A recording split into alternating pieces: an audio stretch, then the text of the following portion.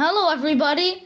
In the last video we read A Cool Kid Like Me, and in this video we're going to read The Lost Egg by Judie McEwen and Dick Rink. Owl had just awakened from his noonday nap when he heard a strange sound. It was a thump.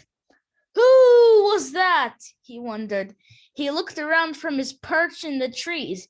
No one was in the sight. Who? He asked, and then he looked with his sharp owl eyes and saw on the floor of his forest a large white egg. Who? He asked again, but no one answered. So Owl flew down to take a closer look. It was indeed an egg, but where had it come from? As Owl was studying the big, beautiful egg, Mole popped up from beneath the earth. Whose egg is this? Asked Owl. Mole squinted his little eyes and peered at the egg. Maybe it is my egg, he said.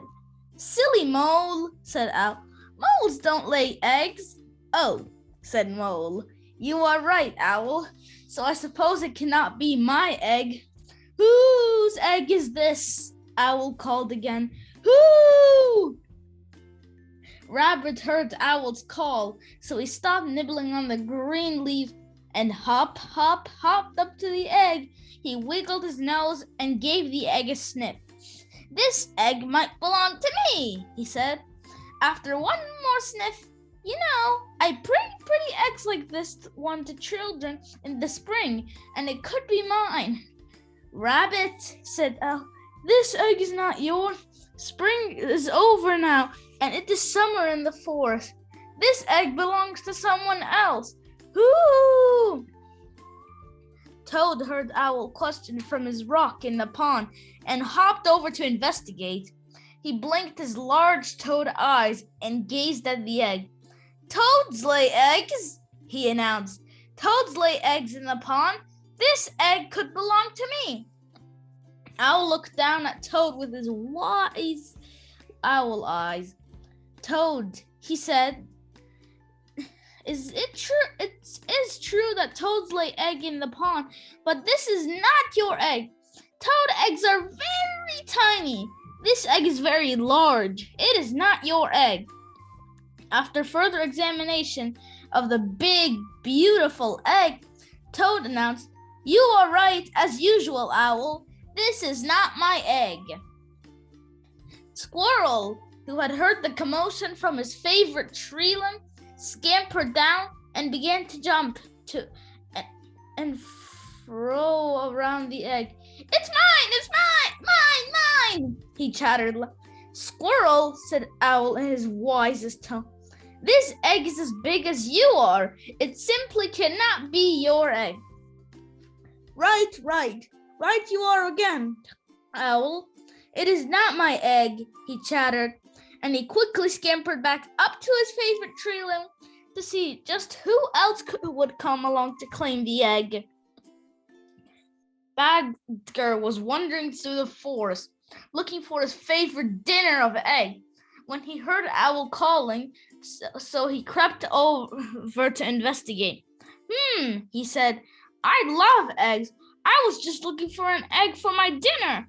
When I heard your question, Owl, this is my egg, and I am going to eat it right now. No! Cried all the animals. This is not your egg! Suddenly, there came from the egg a tapping sound, and a tiny crack appeared. The animals were frightened and slowly backed away. Even Badger was a little afraid of the strange sound. I guess you are right, Owl, said Badger. The eggs I like do not make any sound at all. The tapping continued, and the cracks began to get bigger and bigger. All at once, the animals heard a loud swishing sound from the forest canopy. They looked up in time to see a large eagle flying down out of the tree. She landed right by the egg, and her eagle's eyes were sharp and bright. Don't touch that egg, she cried in a shrill, sharp voice. This is my egg. I was searching high above the forest when I heard Owl's call. A big wind came along and The mother eagle gently placed her great wings around the egg, and the tapping became louder and louder. All at once, the egg popped open, and a baby eagle rolled out.